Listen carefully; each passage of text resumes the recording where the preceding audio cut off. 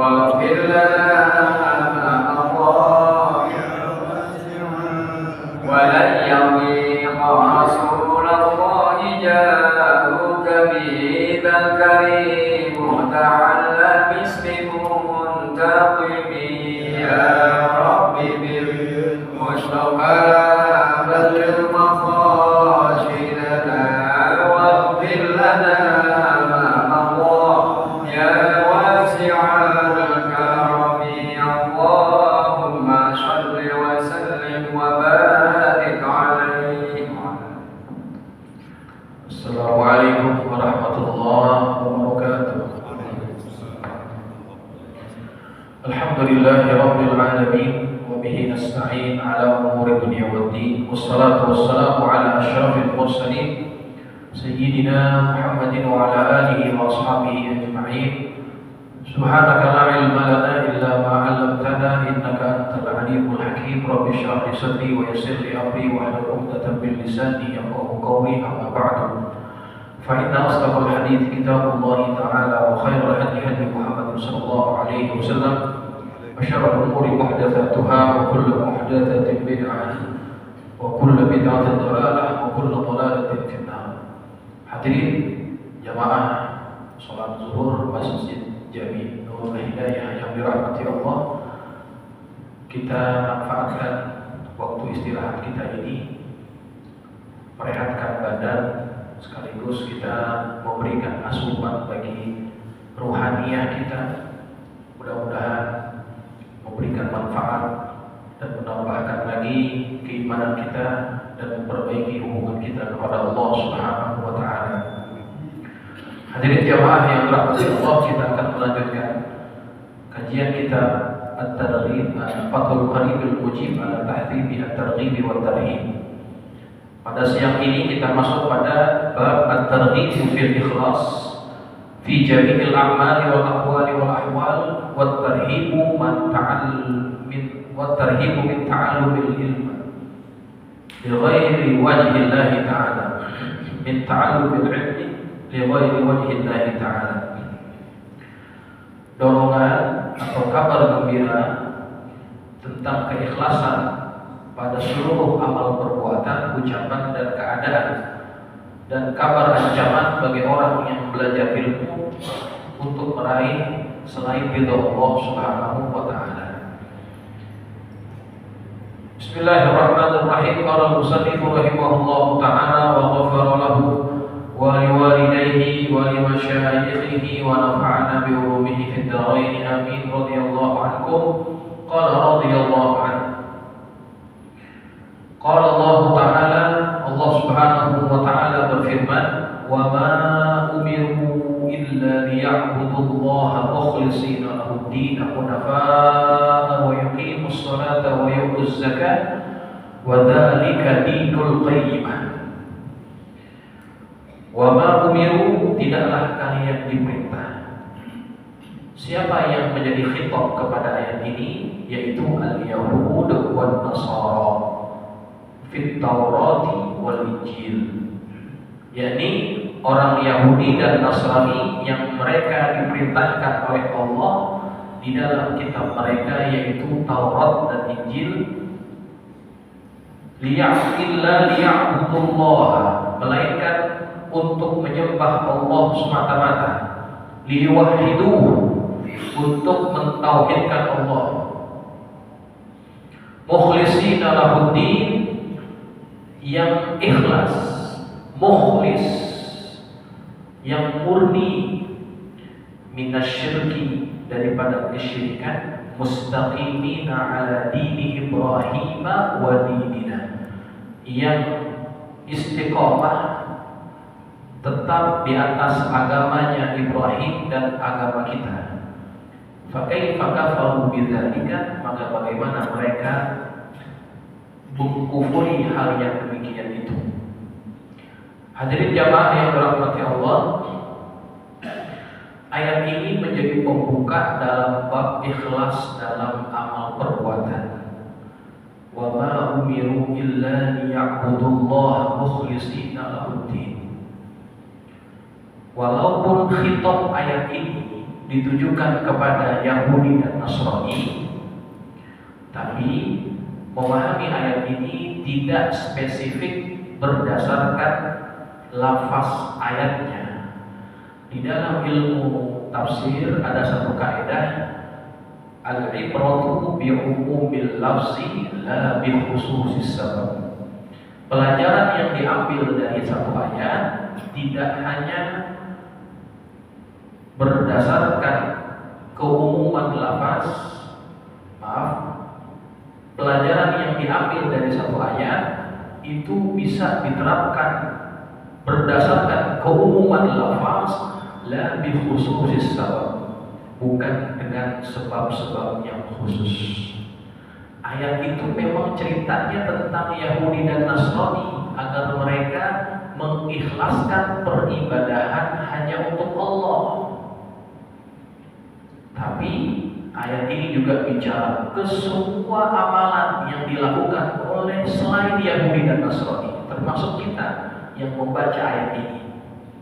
Karena Quran itu diturunkan untuk semuanya, termasuk khususnya untuk umat Nabi Muhammad SAW. Maka ayat ini punya implikasi mengarahkan semua hamba-hamba Allah apabila mereka ingin melakukan satu perbuatan peribadatan, maka tidak boleh ada niatan selain Allah. Termasuk diantaranya adalah melakukan perbuatan riya ketika mereka beribadah. Karena riya, walaupun kita menyembah kepada Allah, tapi ketika ada keinginan yang lain daripada Allah di dalam hati kita, maka itu disebut dengan juga kesyirikan yang tersembunyi. Asyirkul khafi, syirik yang tersembunyi. Zahirnya, kelihatannya kita menyembah Allah, zahirnya kita memberikan sedekah di jalan Allah, tapi tatkala di dalam hati kita punya keinginan lain yang kita harapkan dari makhluk, maka sesungguhnya kita sedang mensekutukan Allah dengan amalan yang kita lakukan itu. Maka ikhlas dia meliputi semua aspek amalan, baik amal jawari, amal anggota tubuh kita, ataupun a'malul qalbi, perbuatan hati. Dan di antara perbuatan hati itu adalah niat. Niat apabila tidak berlandaskan mencari ridho Allah, maka niat tersebut tidak akan bernilai apa-apa di sisi Allah Subhanahu wa Ta'ala. Maka pentingnya menjaga keikhlasan di dalam beramal itu merupakan satu urgensi dalam peribadatan kita kepada Allah. Wa qala ta'ala, Allah Subhanahu wa Ta'ala berfirman dalam ayat yang lain, man kana yuridu harthal akhirah nazid lahu fi harthih wa man kana yuridu harthad dunya nu'tihi minha. Barang siapa yang menginginkan harthal akhirah, hasil-hasil dari amalannya untuk negeri akhiratnya, yakni as-thawab, yakni pahala, kata Allah, nazid lahu fi harthih. Kalau tujuan amalnya itu adalah untuk dia peroleh, untuk dia tuai nanti di hari akhirat dari pahala-pahala yang dia lakukan, nazid lahu fi harthih, Allah akan menambahkan baginya dari apa yang dia peroleh dari hasil usahanya itu. Bagaimana Allah menambahkan? Nazidhu bitad'if, Allah menambahkan dengan cara melipat gandakan amalan kita dari segi pahala. Bitad'ifi fil a'malil hasanati bi asyratin fa aktsara. Allah bisa melipat gandakan amalan-amalan yang baik dengan lipatan sebanyak 10 kali lipat. Hadirin jamaah, kalau niat kita beribadah adalah untuk mendapatkan pahala. Boleh nggak beramal untuk nyari pahala? Boleh. Sebab ada yang mengatakan kita beramal jangan karena pahala, tapi karena Allah. Kita sholat duha jangan karena kepengen hidup kita banyak duit, pengen kaya. Kita baca surah Waqiah jangan karena kita kepengen kaya. Nggak boleh. Kita sedekah itu jangan sampai kita harapin rezeki kita bertambah. Itu ungkapan-ungkapan yang keliru, jemaah. Pahala yang menjadikan adalah Allah. Maka ketika kita beramal mengharapkan ganjaran pahala yang disiapkan oleh Allah, termasuk surga, itu nggak jadi masalah, dibolehkan dari sisi syariat. Ataupun kita beramal kepengen kaya, boleh atau tidak? Kita sholat duha, baca Waqiah kepengen kaya, jauh dari kefakiran, boleh atau tidak? Boleh. Kenapa? Karena yang memberikan itu semua adalah Allah Subhanahu wa Ta'ala. Tapi memang dalam tahapan-tahapan keimanan ada yang lebih hebat daripada itu. Mereka beramal bukan karena ganjaran, bukan karena balasan atau imbalan dari Allah, tapi memang karena Allah yang dia tuju. Itu lain lagi levelnya. Seorang sufiyah yang ternama yaitu Rabi'ah Al-Adawiyah. Beliau terkenal sebagai seorang sufiyah yang sampai akhir hayatnya memilih hidup dalam keadaan tidak menikah, karena dia tidak ingin tergantikan dalam hatinya kecintaannya kepada Allah.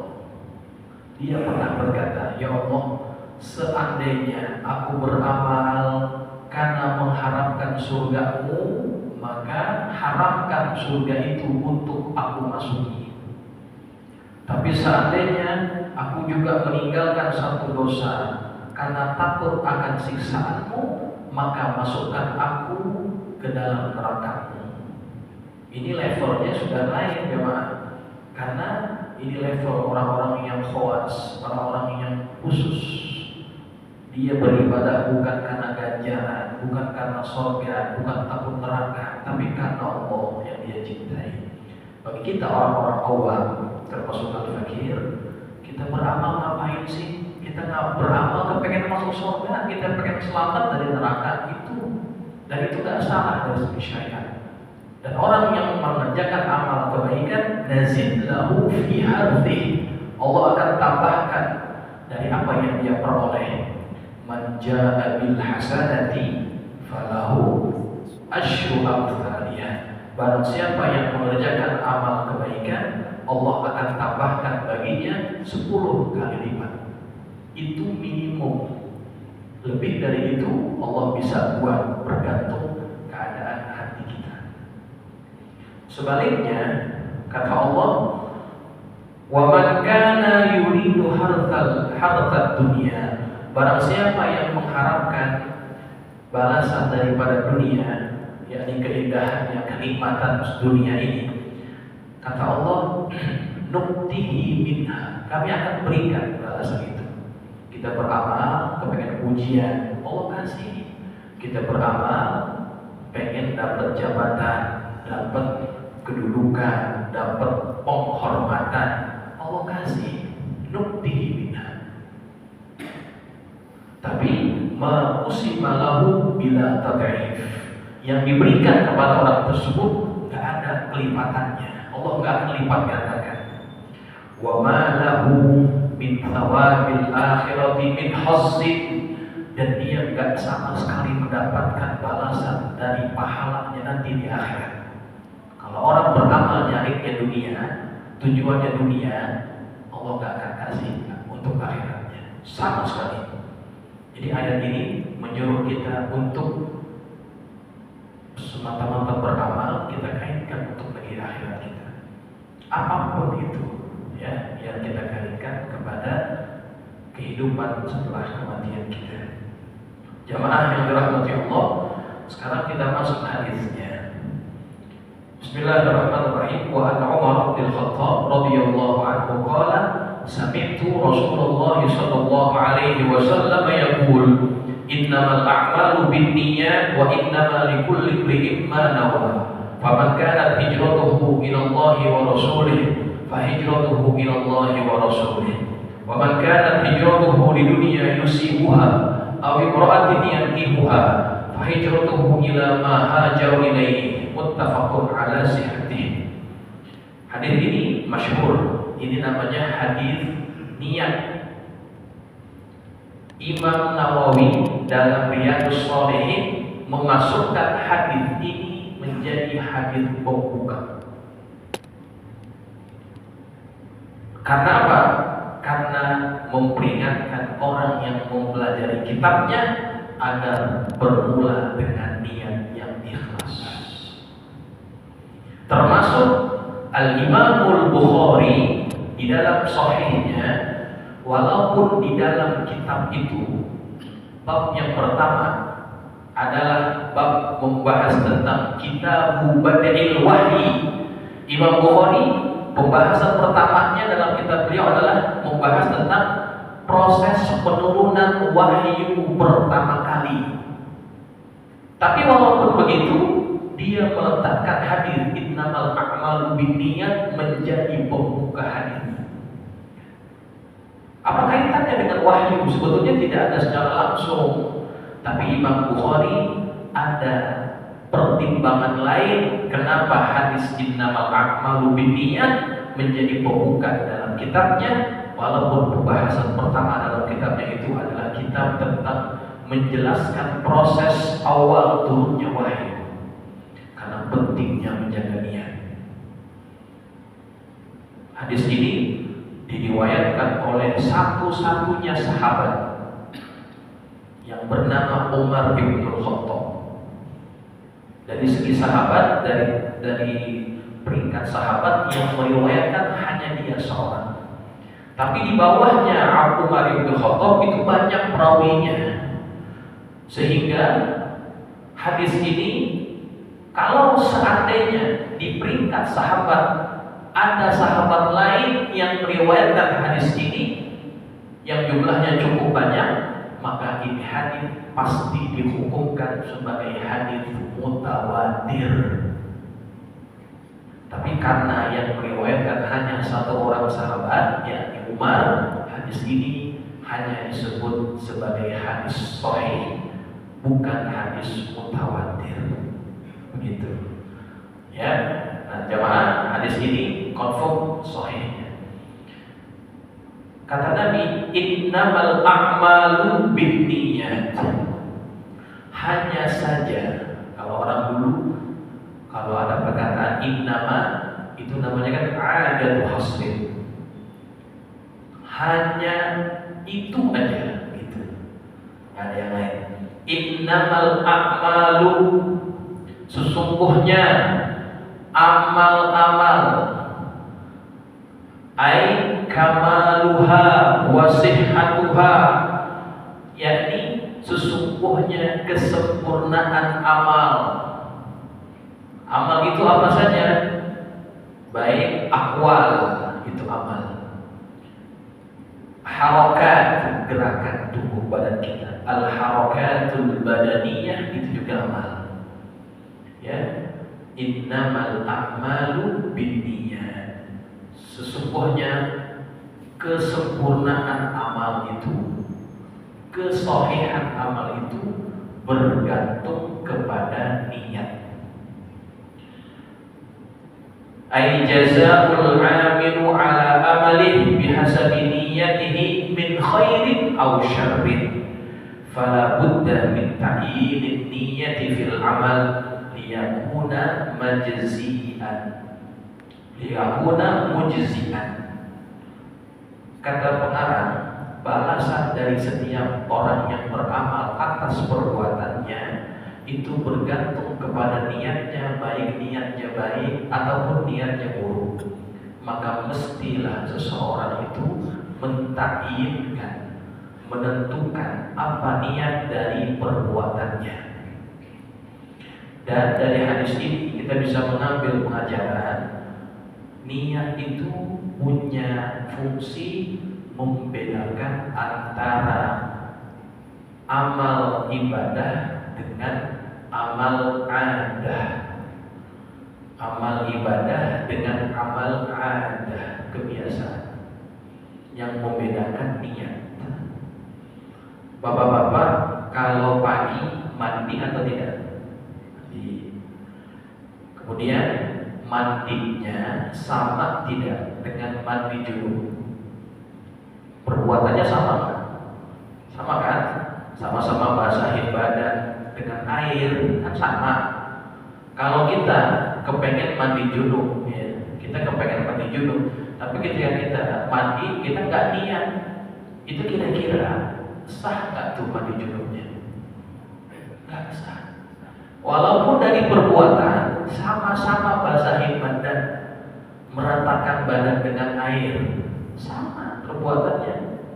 Cuma kalau dia niat, nawaitul ghusla li raf'il hadatsil akbar, misalkan, aku niat mandi untuk mengangkat hadas besar, maka walaupun perbuatannya sama-sama mandi, dia dianggap ibadah.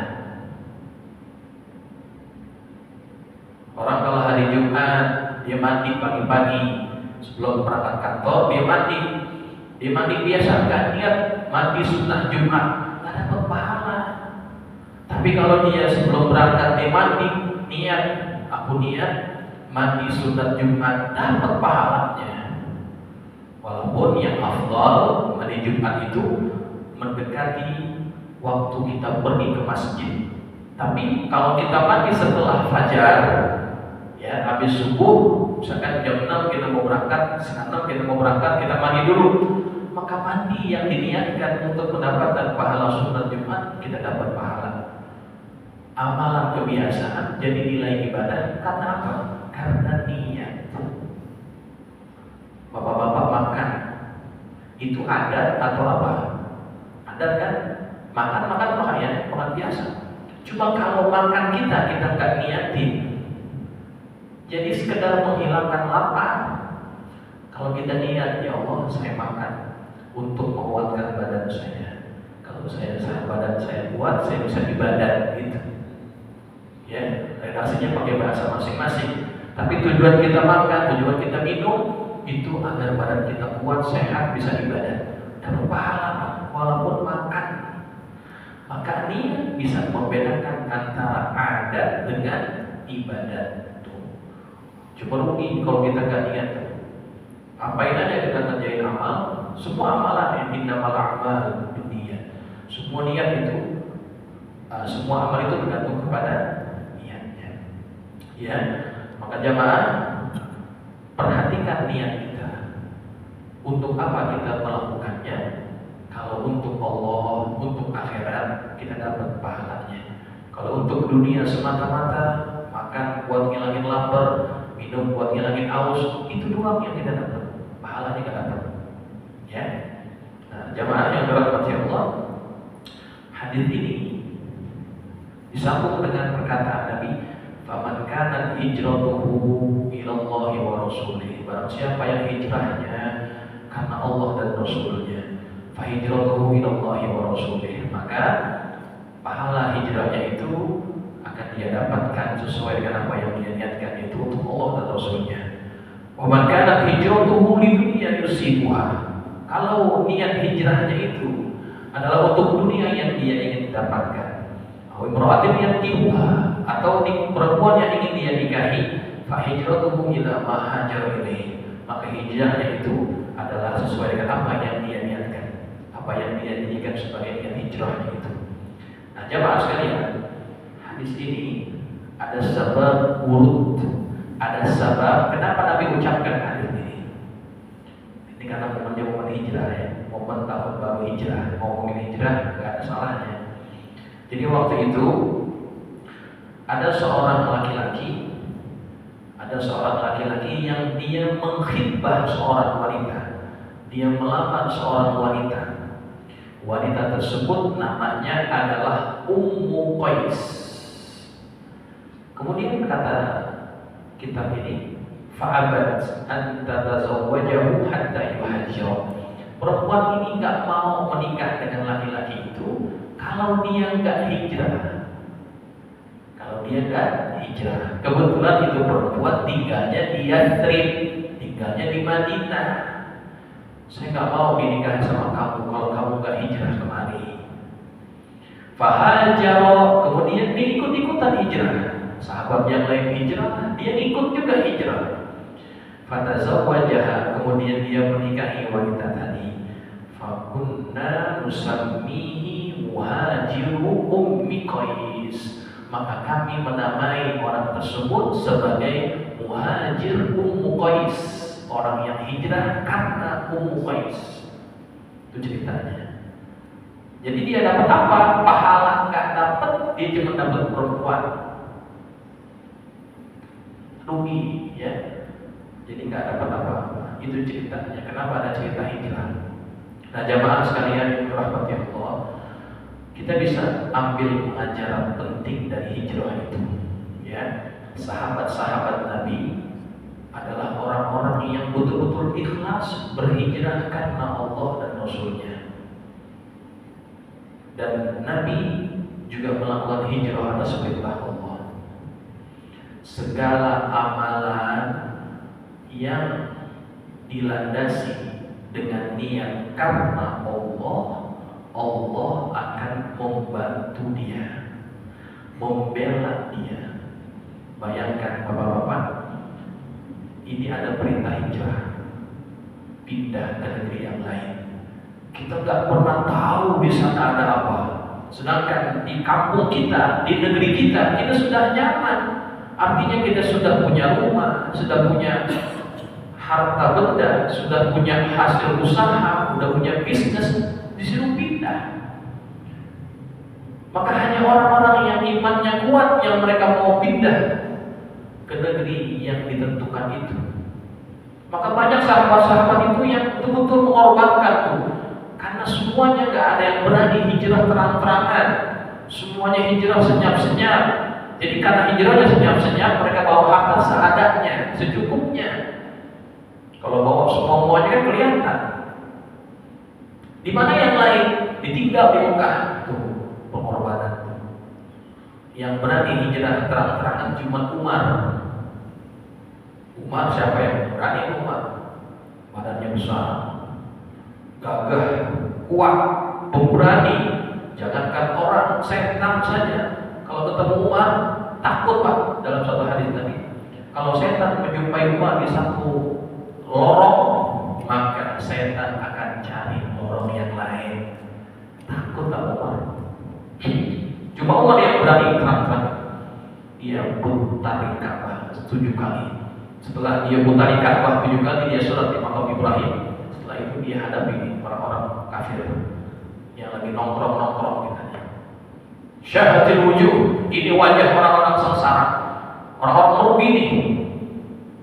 Silakan, siapa yang mau berani hadang saya, jumpai saya di belakang bukit ini. Ayo, gua tantangin kalau kata bahasa orang Betawi. Siapa yang berani hadapin saya? Siapa yang kepengen ibunya kehilangan anaknya?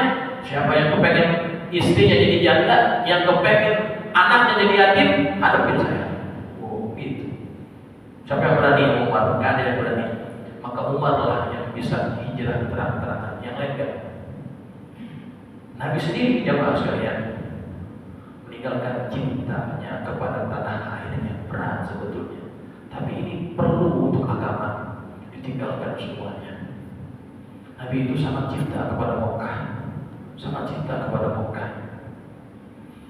Kemudian lihat bagaimana Allah membela Nabi Muhammad tatkala beliau dalam keadaan genting, ketika berada di dalam gua. Mereka berdua-duaan. Abu Bakar sudah ketakutan. Ya, kalau dia lihat ke bawah, kena kita diketangkap ya Rasulullah.